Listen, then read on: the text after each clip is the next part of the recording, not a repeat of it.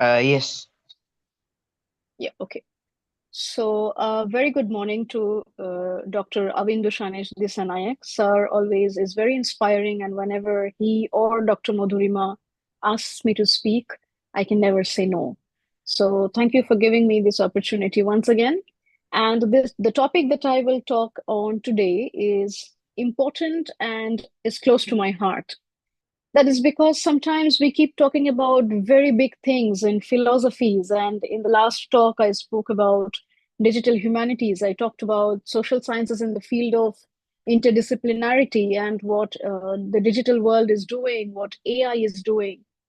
But sometimes we tend to forget a very other important thing that is happening in the world of social sciences and humanities. And that is what is happening to language in general. Today's talk is not just about English, but it is about language in general. But of course, since the talk is about mastering reading and writing skills in English, I will put my focus on the English language. But what I will essentially try to talk about is English as a language, not just English language. Because we will see that English itself as a language has gone through a sea change. And the kind of imperative problems that did not exist in our world some 10 years back has started coming into our worlds now. One of it is AI. Even few years back, there was a chance that if people knew how to write English, they would write correct English. If people knew how to speak in English, they would speak correct English. But today, speaking English has become very different from reading and writing in English. That is because when we speak, we still assume that you can speak only if you know the language. But the same is not true anymore for reading and writing.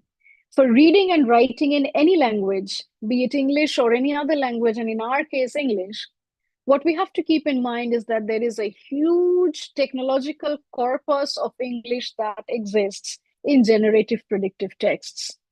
So, in today's world, why should we learn English? Is one very fundamental question. Do we even need to learn English? Because we have text to speech converters in our mobile phones and handheld devices.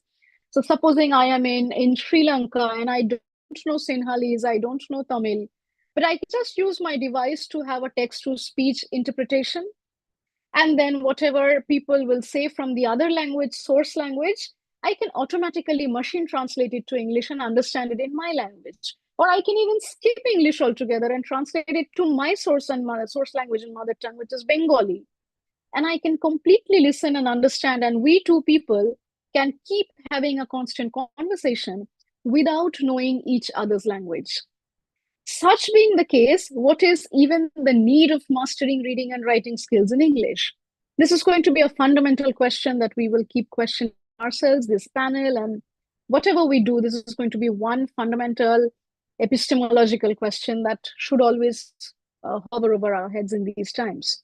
Second, if we do realize, even after everything, that no, AI is not going to eat up our language and there is still some necessity to learn a language, then comes the question of how we would master it. But I still worry, even today, we may be thinking about how to speak and read and write in English. But in the next few years, this language learning as a concept might become redundant. What do we do with language learning? And by language learning becoming redundant, I have to make a note over here.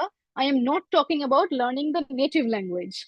Native language will always be important. Learning the mother tongue will always be important because that is the language that the child talks in. That is the language that child talks to his or her mother, his or her father, parents. So that is completely different. By language learning, we mean a second language learning. In the world of language learning, there has always been a debate Sorry on for whether, sorry for disturbing, Dr. Koyel. yeah, Now only seeing your first slide. yeah, I You am should. still in the first slide. I will Okay. move it. Okay. I will Okay. move Okay. it.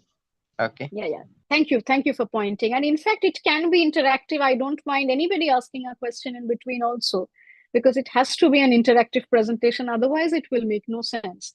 Thank you, Professor, for pointing it out. The point that I was trying to raise is it is increasingly going to become very difficult to understand what language learning we are talking of. We are not talking of the native language learning.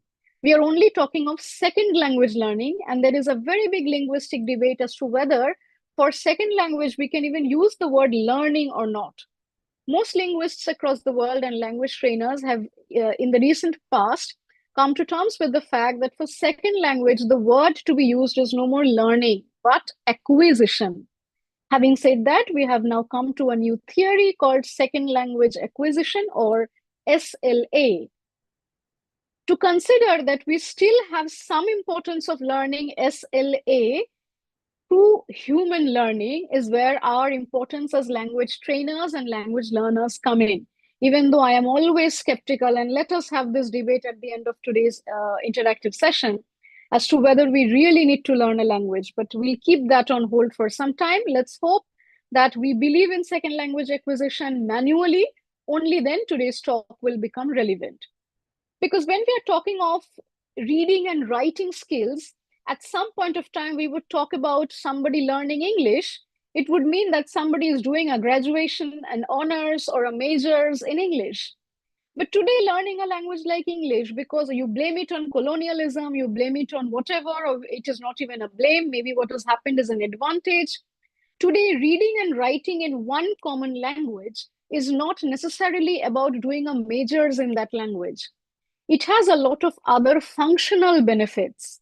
It has so many other functional benefits that two people cannot communicate unless they agree to speak in one shared language code. And that is where the importance of reading and writing comes in. That when we are standing in a crowd, what are the importances, or in what ways shall we make an impact by making a clear communication, in this case, English? So we will come across this is a very vital slide of my presentation, and I will spend some time explaining this slide. We will come across an idea of 10 major steps on how to really improve literacy and reading proficiency, or whether reading proficiency can be acquired mechanically, or it should still remain an organic process, like how people believed, even 20 years back. Language learning has been a source of constant debate, and a lot of people for a long time thought that if you were to learn a new language, a second new language, so we're only talking about second language acquisition, not the mother tongue, then whether the debate was one part of the linguists agreed and said that you should only speak in that language. So since I speak Bangla and I want to learn, let's say, English, one old school thought about learning second language English would be only keep speaking in English in front of this person. So he or she will not have any other option to even hear any other language. That's how he or she will become sustained and attuned to a new language and will gradually pick it up. New linguists differ from this idea. New linguists believe that no, in order to learn a new language, we must first give maximum emphasis on your native language, which is your mother tongue. If a candidate does not have enough grasp over the native language, then the candidate can by no means pick up a second language, because a second language cannot be learned. It can only be acquired based on the language understanding that we already have organically of the first language. Which is to say, let's give an example of the Inuits. The Inuits as a class have about 30 different words for the word ice. In Bangla, we do not have so many words for the word ice. I'm asking anybody who speaks Sinhalese here, do you have at least 30 words for the word ice? Anybody? Ice as in snow, ice, I-C-E. Do you have 30 different words for the word ice in your mother tongue?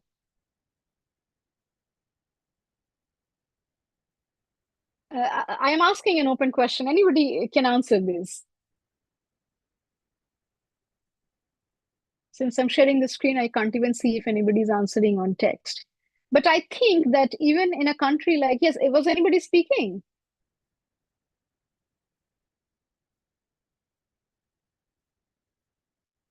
No, I don't think. So yeah, in most countries of the global south, excluding Australia, New Zealand, because their case is different, they fall under the global north anyway. Most countries of the global south, which have a more tropical climate, it is not possible that we would have 30 words for the word, different words for the word ice. We will not have it. But we may have 30 words for the word love and compassion and care and several other things which many other countries, many other language systems might not have. So we are only acquiring a second language based on what language code we already have ingrained within us. We will never be able to learn a language in which we will have different words on the word ice, because that is not our reality. I remember I started learning Spanish some time back. So I'm sharing this anecdote midway.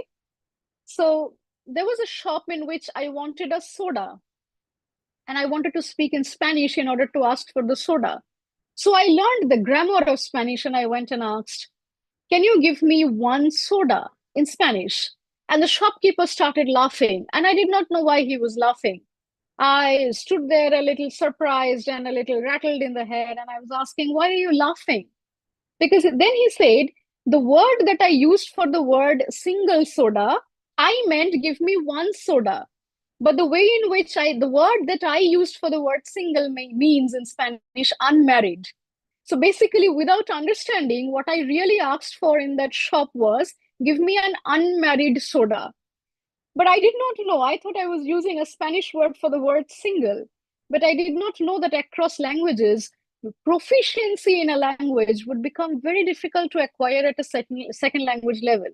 And that requires formal and rigorous training. The first thing that we will do here is something that we will see as point number one marked in this, is to evaluate the literacy levels. I think this is very foremost, and this is very important in the sense that we will not be able to understand where we stand in terms of learning a new language unless we assess the beginning point. Remember, for language learning, not everybody is situated at the same starting point. Unlike in native language learning, unlike in first language learning, when a child is born, he or she knows no language, so they start picking it up altogether. So we commonly understand that they will speak ma or baba or papa or dada, so as the first basic words in their language. But for second language acquisition, it is not the same. If 20 people from India or from Sri Lanka want to learn English, there is a high chance that they'll all sit in the same class to learn the same proficiency level of English, but they will not start from the same level. Of that, somebody will be there who will not know any English at all. We'll have to start from the scratch, which is all right. Then there will be somebody who knows the basics, who knows the letters and the alphabet and makes a very little sense, but needs to learn words, vocabulary. Then there will be somebody who also reads the words and has some basic idea about vocabulary, but wants to build on fluency. So when we talk about how to improve English reading and writing skills, we have to understand improve from where. Because not everybody in a second language acquisition is standing in the same level. Once we get to the starting point, we have to set the goals as to where we want to reach, which is our point number two. Setting goals is about where we want to reach, because not everybody wants to achieve the same level of literacy in English or any other foreign language. Some of us want to be in a very basic stage where we understand, signage. We at least need to go to the airport and read what's around. So that is what we need about English. We need to go to the restaurant and ask about the basic orders. So that is what we need to learn about English. We need to read the menu card and understand what to order from the menu card. Or maybe if we're going to a foreign university to study, to acquire a higher degree, we basically need to understand the policies, the class lectures. So we are not standing at same levels. We need to set goals that, okay, I need to learn French so that I can go to a French university and attend a full-fledged, let's say, 1 hour lecture. Or I need to go to a French restaurant and I need to only gather some basic idea about what's in a menu card reading in French. So after that goal is set, we need to enhance a certain kind of a PD, which is a personal determination goal. This is evidence-based, so we need to understand how much we can achieve. Where we stand is a quantifiable number. Where we want to reach is also a quantifiable number. But whether we can go there is not a quantifiable number anymore. Whether we want to go there is essentially a quality, because not everybody's head functions in the same way about learning a language after a certain age.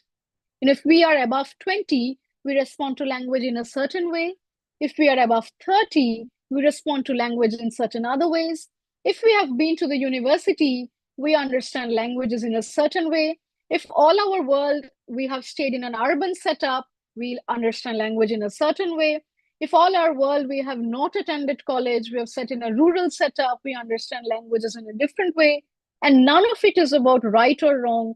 None of it is about which is better and which is worse. The entire thing is about how we will each catch up on something called language learning. Then the next most important thing is we have to develop our own personal curriculum.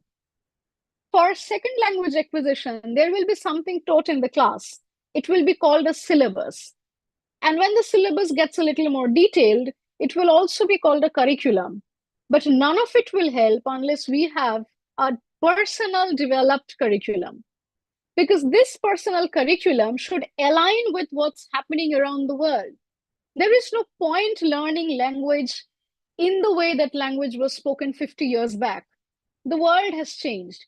If we want to learn English in that classic British colonial way in which, the British themselves spoke some 50 years back, it's okay to learn that. But next, when we go to London, we'll find people don't speak in that language anymore. The English language spoken in the south of England, spoken in and around London, has itself changed. So what is the point in learning a language which we thought was right some 50 years back? The problem here is we have not developed a personalized, customized curriculum based on the needs. Commonly, it's called something like needs analysis. Why we want to learn. If we want to learn English because we want to read Shakespeare, it's all right. We can learn Old English. If we want to learn English because we want to go settle in Canada, there's no point talking in the Shakespearean English language anymore. We need to learn the contemporary language usage in Canada, at least.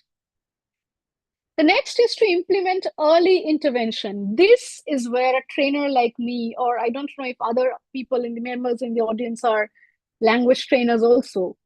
That is the point where we come in, where language trainers come in. Because we have to understand that not every bit of a new language can be self-acquired. At some points when we get stuck, that is where we require help. And that is where language trainers come in. What can language trainers help us with? What can people like us, professional language trainers, help with? We can say what you are speaking is not the right pronunciation, is not the right diction. It's not wrong. But with that pronunciation or with that diction or with that choice of word, it would end up meaning something else than what you had intended it to mean. This is the example of me asking a shopkeeper in Spanish as to whether you'll give me a single soda. What I really effectively asked was, will you give me an unmarried soda? Because I was learning it all by myself and grammatically it was all right. I was using the Spanish word for single. But that single did not mean one, that single meant unmarried. What I really required at that point of time was an expert trainer's intervention, which I lacked, which is something that improves literacy to have a formal trainer. Then, of course, we need to foster a culture of reading. Now, I cannot emphasize enough that reading does not mean, reading captions of Instagram reels. Reading is a rigorous process. We have to read and read and read. By reading, I do not mean we have to read classics. By read, I do not mean we have to read big novels. And we do not have to necessarily go buy books around in order to read. There are so many books available in PDF up on the net. We can read any of them. But reading has to be of a certain duration and a certain length. Watching reels and reading Facebook posts and reading Instagram reel captions is never enough. The more we read, why will it help us in language acquisition?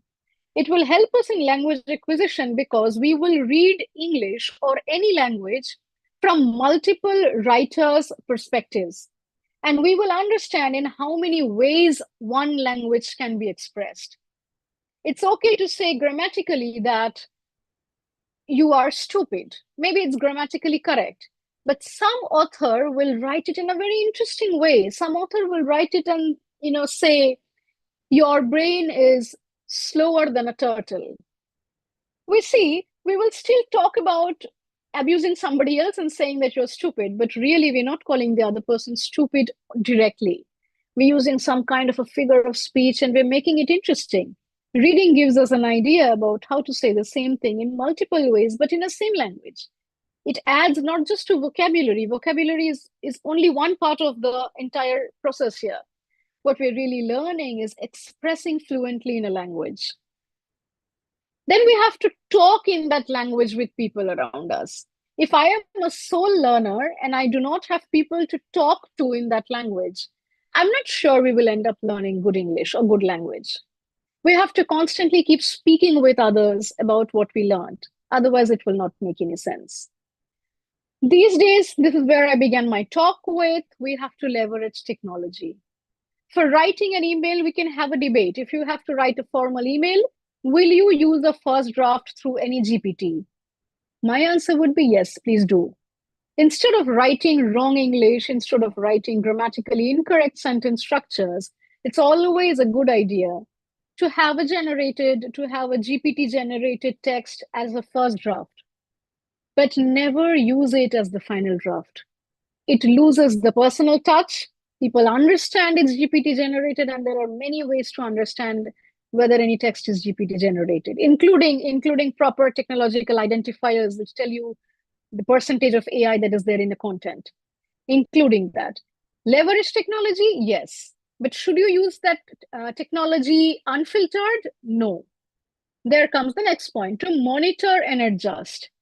We have to constantly keep understanding why we are using technology and in leveraging language learning, second language acquisition. Because after everything, only I know what I mean to say. If I want to write, particularly if I want to write a note or a letter of apology, let's say to somebody, I'm sorry, I did something to somebody and I'm feeling sorry. And I want to write a letter of apology. A GPT will also write a letter of apology, but a GPT will not know my real emotions. If I really want to write a love letter to my son on his 18th birthday or on his 13th birthday, that is when he first turns into a teenager, I want to write a heartfelt love letter to my son. I will not depend on GPT to do that. GPT, can it write? Yes, it can write. But does it share the same bond that I physically share with my son? It doesn't. So in that case, I really have to monitor what draft GPT has generated, and I need to put in my own words there. Finally, we need to share our successes, because many times not being able to speak a new language depends on our surroundings. I see many cases in which students don't speak up in a new language, English or whichever new language, because they're afraid that their friends will make fun of them if they make a mistake. That is not the way to go about it. We need to make plenty mistakes. We need to appear stupid while speaking a new language. Let all our friends and acquaintances laugh with us. We have to make sure that friends are not laughing at us. Can we ensure whether friends are doing the correct thing? We cannot. Can we ensure whether we are doing the correct thing? We can. As friends and as acquaintances in language learning, in second language acquisition, we have to be very mindful of the fact as to be a language collaborator in second language acquisition. We will never discourage, embarrass, or humiliate others when they are making a mistake. We can laugh it out with them, but we will never laugh at them, make them feel small, so that they don't practice it in their vicinities at all. So in a college setup, reading is not about quickly skimming through your class notes. That is the most common idea about why to learn English. And most people think learning English is about understanding class lectures better, reading notes better, reading your textbooks better, creating notes faster. But reading is not about skimming and scanning. Reading is about absorbing the information, which is why we had so many comprehension classes when we were younger. At the end of a proper reading exercise, the reader should be able to ask questions. We have all our lives been taught at the end of reading, you should be in a position to write answers. I say no. At the end of a reading exercise, it's okay if you can give answers, but the point is not about writing correct answers at the end of reading. If at the end of reading you can ask a few questions from the passage that you read, then you have read it better. And this is my all-time understanding about learning a second language at an adult age, that we are not in a position to just answer, because answering is basically about acquiring information. Acquiring information after a certain age can be done with IQ. It does not have to be necessarily about learning the language. If there is a passage written in English, and even if somebody does not know English enough, if you are asking the question and the person's supposed to only give an answer, he or she will figure out some way to skim and scan and take the correct answer and write it. That does not ensure that the person has learned English, because answering is not a language acquisition. Language acquisition really lies in questioning. I personally always use apps like Duolingo, and sometimes I also use Quizlet, because these apps, you can also use a free version of these apps. I'm not endorsing these apps at any point. I'm only talking about these apps in an academic way, only to promote the idea that they are promoting, not in trying to tell you to purchase their premium version or anything. It's not an endorsing. I'm only discussing that apps like Duolingo, every day, if you spend some 10 to 15 minutes in these apps, you'll see your language acquisition goes somewhere at the subconscious level. And at the subconscious level, if you can identify something is amiss, something doesn't quite sound right, that is when you'll start understanding that, language has started happening inside your brain. The first stage in language learning is not language learning. The first stage in language learning is to understand that I am hearing a certain language and I'm feeling comfortable with that language.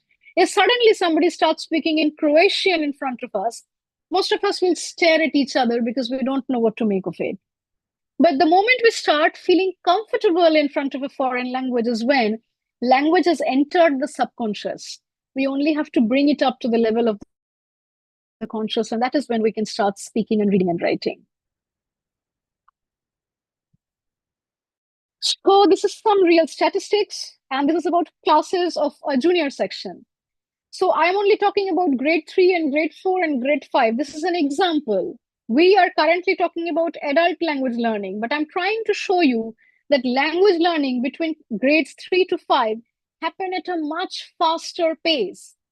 It happens at a much faster pace because in their times, they are already in a constant war with language, trying to learn their first language. In grade 3, a child does not even completely understand their own language. They're only picking it up at a very fast and rapid rate by what they hear at home. At that age, if you introduce a second language as frequently as the person's learning the first language, second language acquisition as a process becomes, if not equal, at least very similar to learning a first language. So the maximum speed at which kids can learn a second language happens between grade 3 to grade 5, where there is a very steady rise and progress. But for adults, the cut point of risk of learning a language is higher than the benchmark. Now I will explain the two terms and terminologies. Benchmark is the intended language learning, the result you wanted to achieve. Cut point for risk is when you do not stress further, then the person will forget the native language. And it happens, trust me. I know a lot of kids who have focused so much on a second language acquisition that the person's gradually forgetting to read the alphabet in the native language. I don't know if in your country it's any different. In mine, it really happens. A lot of Bengali kids cannot fluently read Bangla anymore. A lot of Bengali kids cannot even speak Bangla fluently anymore. That is a cut point for risk. When you're focusing on the second language acquisition so heavily and so highly, there is a high chance you're falling back on your native language. And that is a complete disaster, because if the mother tongue goes, new language acquisition theories completely say that second language acquisition will not happen. Now, I will discuss about a few comprehension strategies. What happens when we're dealing with particularly dense texts? Because, sometimes when we're reading easy texts, these are for comprehension exercises. But in real life, we do not have to only read from easy texts. In real life, we have to read insurance policies. In real life, we have to read your car manual. In real life, you have to read your, refrigerator insurance papers. And goodness knows, we have to read how to navigate through a software. We have to read how to go from one road to the next road in a country which I don't know. And all of this we have to maybe read from a map about which I can only understand symbols and I don't know even the basic words. First, we will scan the text. That part is called the previewing of a language. In a written language, if we have to comprehend what's there in a very complicated, dense language, but we have to do it because we're in a new land, we're doing a new kind of language learning, we don't understand what to do. First, we have to skim and scan.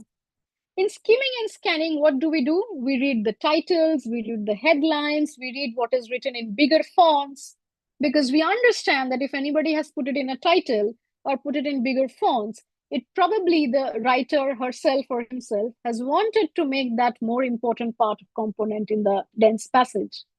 So first we will see what is there in the titles. The titles mostly comprise keywords. So it's one happy news if we can read the headings and titles and subtitles.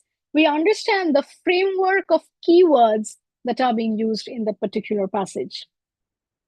After that, we have to visualize the content. What might go inside? So if the headline says something like red alert, tsunami, and then there is a big passage of 10-15 lines below, I have to visualize it in my head first that probably whatever is written is about some tsunami that has happened or some tsunami that is about to happen, and therefore the government has put up a red alert. So maybe this passage talks about how traffic is not normal in a certain area, or how there might be a power cut and a lack of electricity for the next few days in the new area, or it might be about what kind of harm has been put and implemented on certain places because of a tsunami that has taken place. So that passage will be about details, but details about what? The title keyword, about tsunami, and therefore it has something to do with a red alert. So the second part is when we overall visualize what can be in the text. The third part is connect. So therefore, we have to already connect whatever information we have in that language. Adult language learners can do this. Children cannot. Kids or young language learners cannot connect because let's say my kid is so young that if I tell him that there is a red alert and tsunami, he will not even have an idea about what a tsunami is. That word itself is foreign to him. But the privilege that adult language learners have is that they can immediately understand what to connect. So first we read the headlines, then we make some understanding by visualizing in our head what may be inside the content. And finally, we need to connect the two. That if that is the headline, if this is the content, then we can look around, watch local news, ask people around. But by then, we already have a fair understanding. The same holds true for, messages called flights cancelled. Flights cancelled is a very important message. If we don't know a new language, how will we understand what to read of that language? But we have to understand, visualize, connect, make meaning. That is the overall algorithm of how to proceed towards a new language learning. Now for writing, this slide, the last slide we were talking of was for reading a new language. We will also see how we can write a new language. For writing, it's the same way, but here we are the producers. In reading, we are the consumers. In writing, we are the producers. In writing, we will first plan. Similarly, we will first plan the outline. We will plan the title.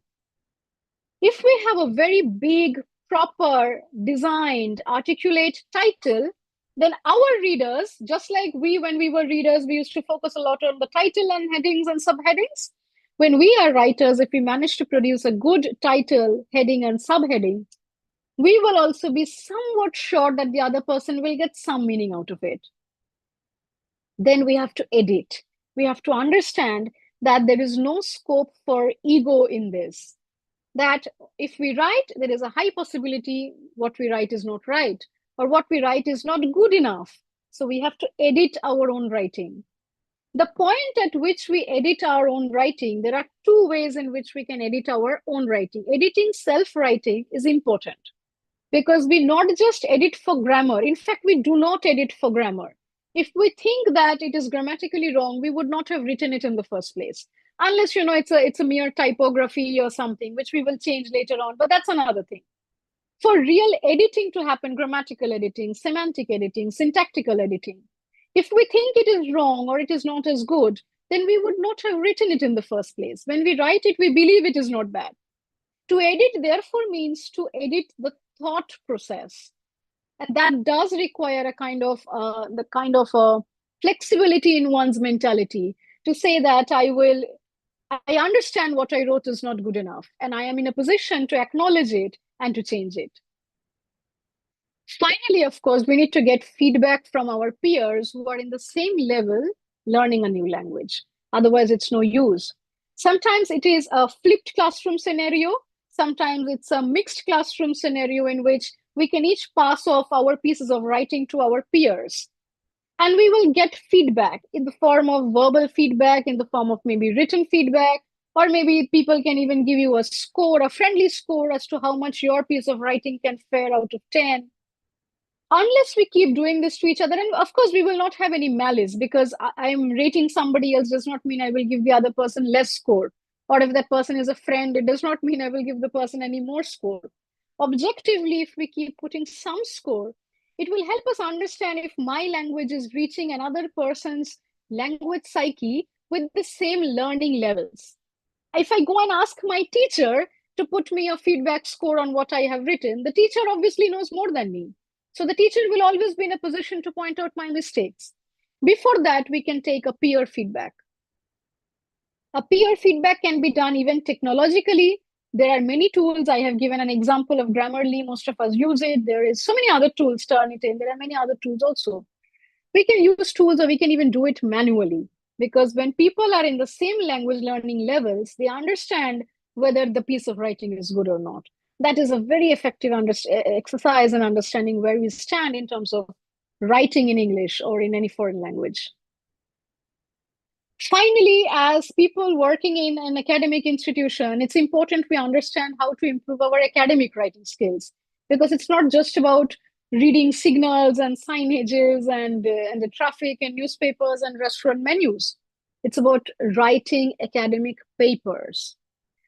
Some very easy things to do is to, avoid grammatical errors, to use clear and simple words.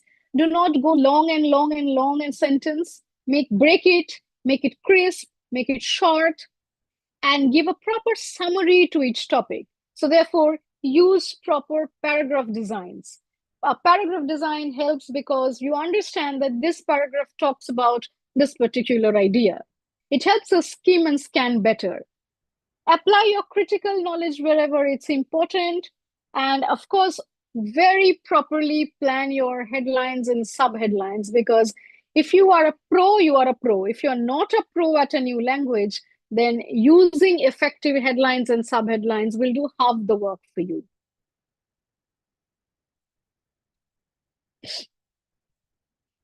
So there are 6 steps. These are basic steps. Most of us already understand the importance of these steps. We have to first plan what we want to write about. So because I wanted to deliver this talk, I spent time in preparing the PPT, because I had to keep in mind that I will have to share and talk to an audience about language learning and language learning in English. So I also planned ahead. Similarly, all of you will have to plan in advance. We have to understand what we are talking about. So if I made a presentation today about how to learn English for a class 3 student, it would not help. I am talking in a higher educational institution where all language learners are adult language learners.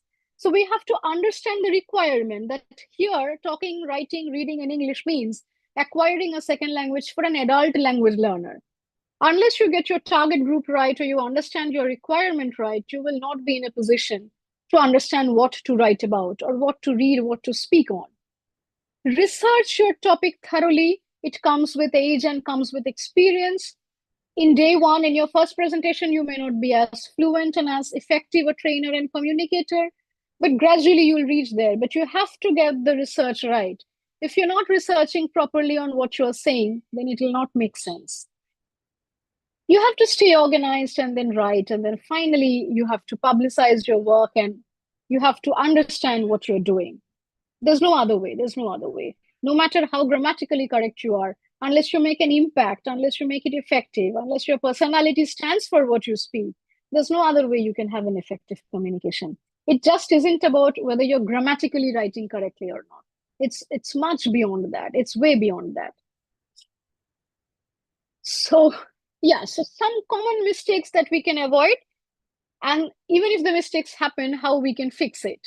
I use the term noob mistakes because that is the language in which today's Gen Z talks. Nubile and noob mistakes means some mistakes which young learners often make, like you. Grammar goofs are one major area where people make mistakes in English language learning is subject-verb agreement. If right now I were to talk to people in English and people were to talk back to me in English, and if you speak correctly, that's fine. If you make a mistake, there are only two cases in which you will make a mistake. Subject-verb agreement, therefore anything related to the verb, subject, verb, or tense.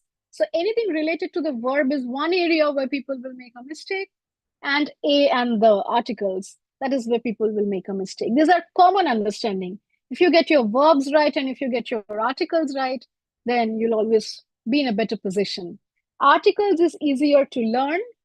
Verbs is the most difficult part of speech to learn in any language.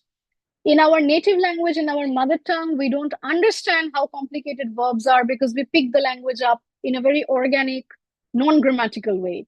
But the moment we try and learn it inorganically at an adult stage as an adult language learner, the one major area where mistakes will happen is verbs, subject-verb agreement, tenses, etc.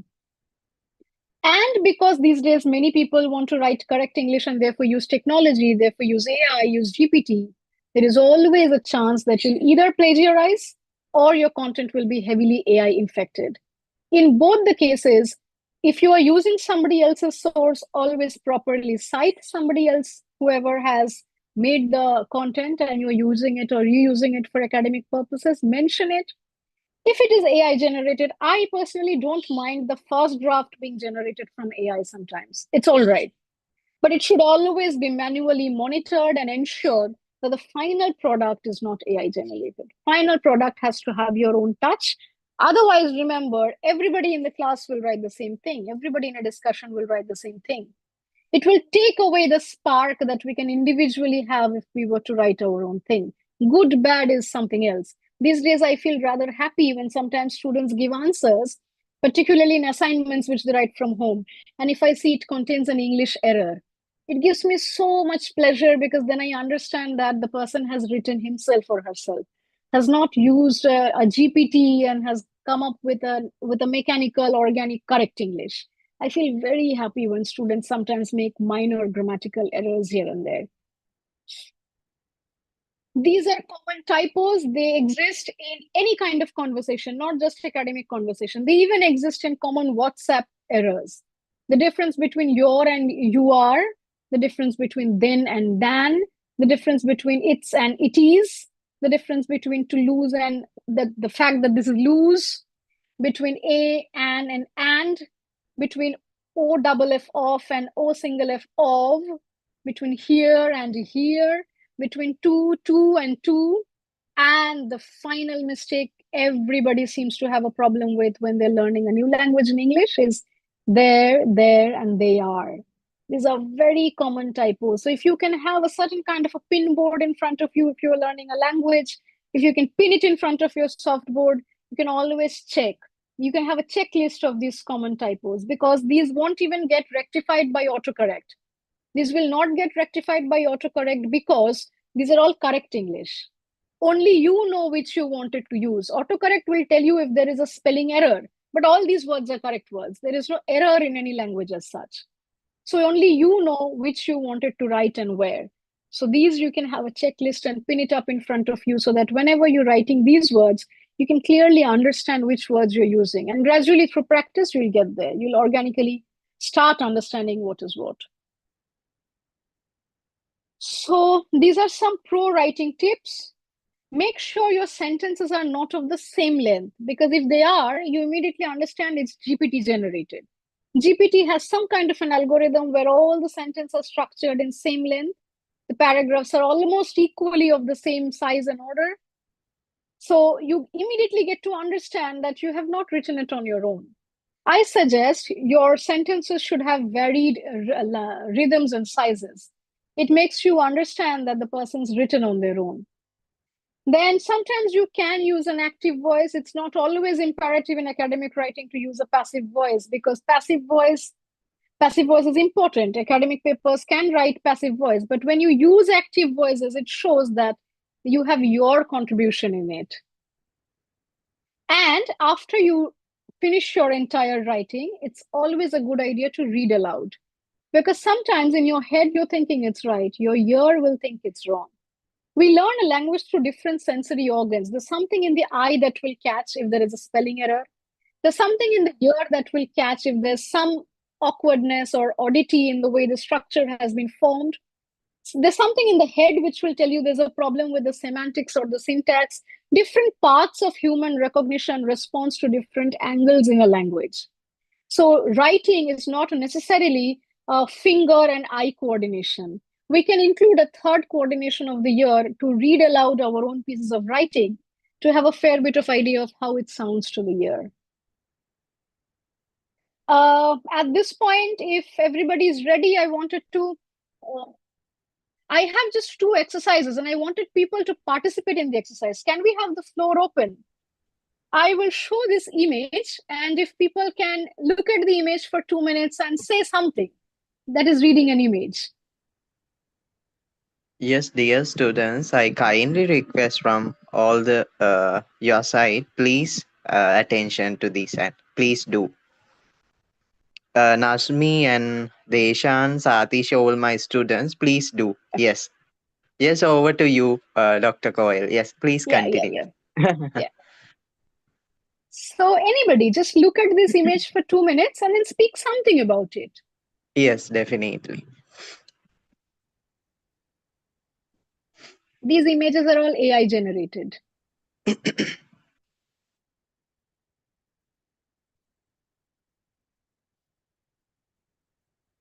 Anybody, please speak in wrong English. I love people who are speaking in wrong English because I'm looking at the fact that they're attempting. I'm not Yes. looking at the fact that they're speaking right. Anybody?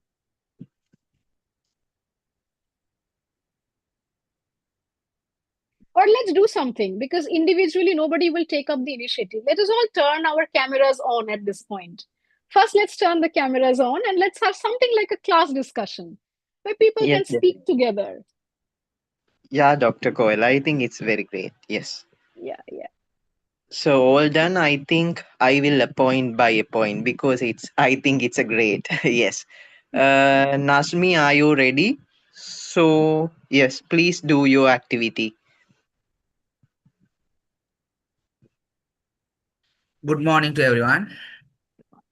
I think it is a journalist table because he is point every pictures and he is writing newses, I think, and have a cup of tea in this on the table and the pencils and this.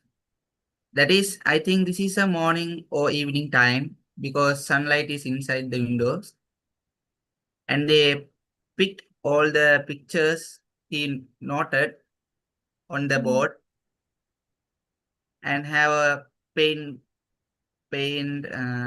what it's paint up. Pen stand. Yes, that's all. Thank you. So That's all. nice. Nazmi gives such nice details. I never thought it would be morning or evening. It did not even strike me. This point did not occur to me. But he's right. There is a soft light coming in through the window. So either it must be morning or it must be evening. It cannot be Yes, noontime or late in the night. yes, very nice. Very good. Very Anyone? good. Yes. Does anybody wants Uh, to disagree with Nazmi and says that no, this is not the desk of a journalist. This is the desk of some other professional?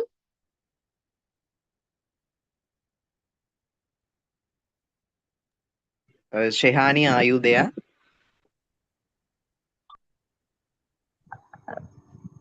Okay, Yes, please do. No issues. Any grammar issues? No issues. Please be your own.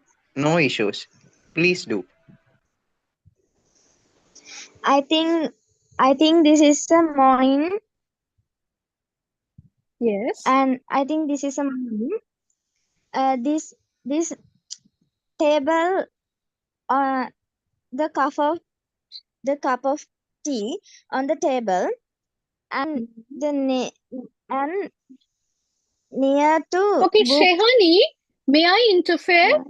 I think it is not tea. I think it is coffee. Why do you think it is tea? Uh, I think this is not. I think this is a not dark color. So Shehani has a point. She thinks that Very good. if the cup would be darker, it would be coffee. Very good. Shehani, do you think this table belongs to a journalist? I think it belongs to a graphic artist. What do you think? I think this table have a detective. Yes, I Sorry. think My broke in the ear. Can you just repeat that line again? I think this book. I think this book is detective book. Ah, yes. She thinks it's a detective book. It's not a journalist's table. Would you explain why? These have many pictures and the pictures descriptions and detectives are there. Detectives Ah, are many pictures and things and their descriptions they have. I think this is detective book. so the detective is trying to catch a serial killer. These are the people who have recently died. So the detective has put up the pictures on the board. Yes, Perfect. detective So with see, many ideas. The yeah. the serial killers and thieves and another peoples have their ideas and detectives are very clam uh I completely get what clam, Shehani is saying. She's saying that detectives are trying to organize all the images on a board and trying to find out who the killer can be, which is a yes. fantastic way of looking at it. I did not think it would be a Yes. detective. In Sorry for fact, I did not. disturbing Yeah. Dr. Koyel Mitra. She is for only 13 years age student. Oh Yes. my goodness. Oh, And how also, nicely she's a she. very gold medal novelist in Sinhala medium in my country. Yes. Oh. Shehani, that is so nice. Do you think anybody else think this could belong to a writer Um, like Shehani? yes, I wrote many novels, and I wrote the serial killer novel. This Oh is a wow. very beautiful book. I I gathered to these pictures on serial killers and descriptions. I have very important book, the serial killers, Oh but nice. it is on my mind. I know everything serial killers. I know Shivani, can some you from turn your camera on? Can I see you? Because there won't be other options of seeing you later. Yeah. Yes, definitely. Please, any Oh, availability, nice. please. Shehani, please on your camera.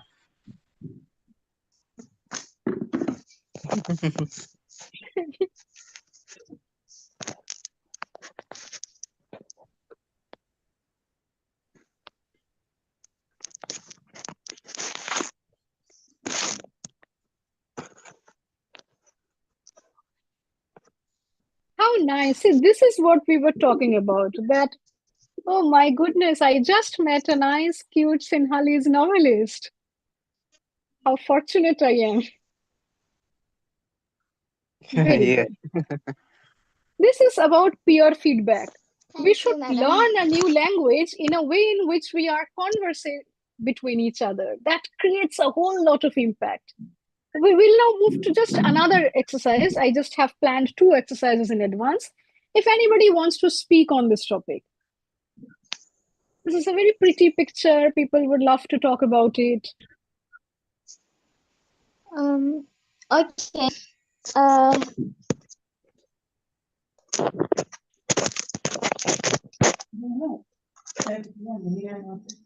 uh, this there are many pens and pencils. This is colorful and this is very colorful. Oh my goodness, I can't see this. No, I have changed the slide. I am now in another slide, in another picture. I can't. I can't this. Oh, okay. I can. They might, yeah. They have cute girl and her head. Yeah, her is really nice and very Okay, cute. I will now ask, now who is speaking? I can't Uh, understand that. I think this is mountain. This have mountain. It's a very full. No, It is I a want girl somebody and other her than pet. Nazmi and Shehani to speak. Oh. Is there anybody else other than Nazmi and Mm, Shehani?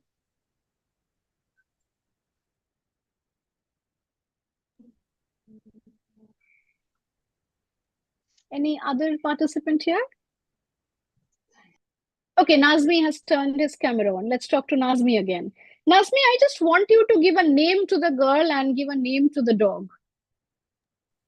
Think cute girl and the puppy. Yeah. Just And give a name to the girl and give a name to the dog. girl. Um, Any name, any nice girl girl name. Carol, and Carol. the puppy is a puppy. To Okay, the puppy is dog. called Puppy and the girl is called Yeah. Carol. What do you think of an idea that let's name the dog Christmas? Then together they could be called a Christmas Carol. Hmm. Yeah, nice. Yes, a good combination, Dr. Koyel. Yeah. So then if somebody wants you to talk about a Christmas Carol, can you now talk about a Christmas Carol but not that Christmas Carol? Hmm. So Yes, just talk about a Christmas Carol. these two, no? Yes. So now if somebody wants you to talk about Christmas Carol, you can confidently talk about a little girl and a puppy. Yes. And that is the point about learning a new language. You don't have to necessarily talk about what they expect you to talk about. You can have a completely own different narrative and still pull it off with confidence. Supposing somebody wants you to talk about a Christmas Carol and you don't know enough, start by saying, I know a girl called Carol who had a dog called Christmas. So Yeah. then your story about the Christmas Carol is still equally important. It is as nice, but it is in your level now. Because then whatever you'll say about this girl and the puppy is fiction. There is Yeah. no right or wrong about it. Yes. But if you wanted to talk about Christmas Carol songs, that was non-fiction. You would have to speak correctly about songs which maybe you don't know about. If you ask me to talk 5 minutes on Christmas carols, I will not be able to speak. I just know one Christmas carol since my childhood. It's called Silent Night, Holy Night. I don't know any other Christmas carol. But we can change the language to our advantage. The moment we say, I know a girl called Carol who has a dog called Christmas, so together I will tell a story about Christmas Carol. It is a fictional narrative. Anything you say, they went on a mountain, or whatever we can see from this AI generated image, there is no wrong answer to it. Whatever you say is right. Yeah. Do you get what I'm trying to say about language learning? Yes. Yes. Okay, so yes, that was my 1 hour presentation. I will now take my slide off, but if anybody has any questions, I will answer it. Sorry.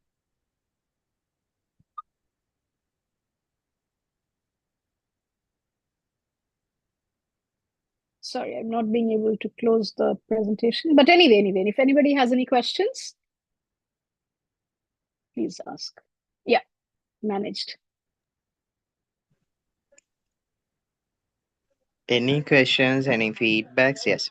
Please express to our guest speaker. Thank you for your lecturing and very crystal clear. I'm very happy to very add value to me. Thank you for your answer. Thank you. Thank you so much. Thank you. Even if you want to ask me questions later on, sometimes I understand you don't want to ask questions in front of everybody. You can always write an email to me. That is absolutely all right. I will Yes. share my email ID over here. So if anybody wants to take note.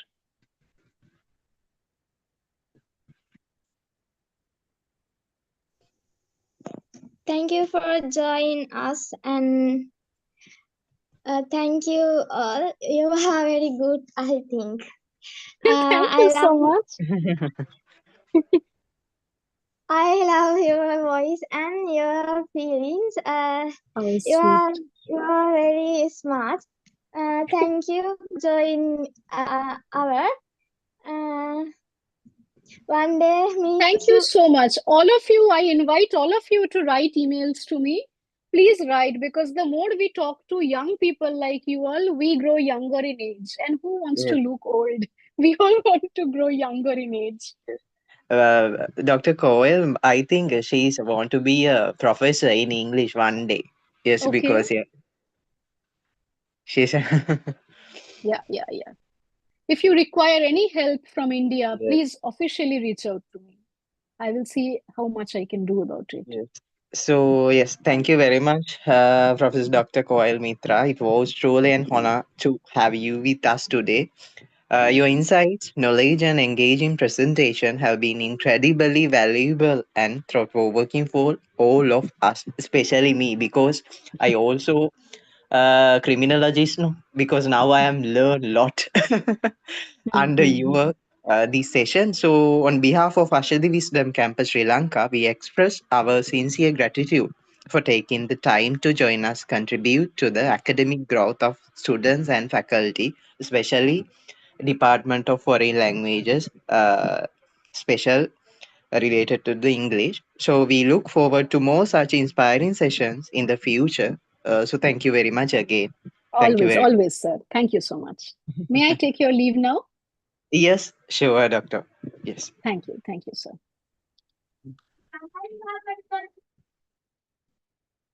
And thank you very much all the students, and we'll meet another that kind of session as well. Thank you very much. Thank you, sir. Have a good day. Thank you.